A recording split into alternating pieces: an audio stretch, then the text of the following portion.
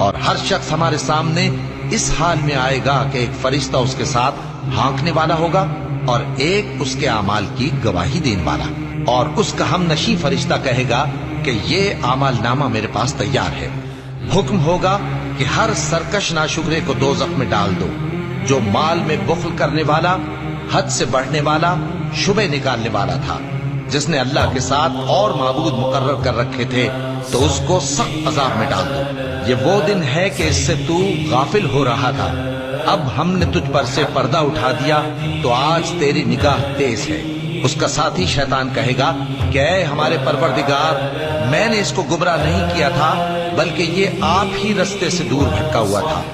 اللہ کہے گا کہ میرے حضور میں رد و قد نہ کرو، میں تمہارے پاس پہلے ہی عذاب کی وعید بھیج چکا تھا۔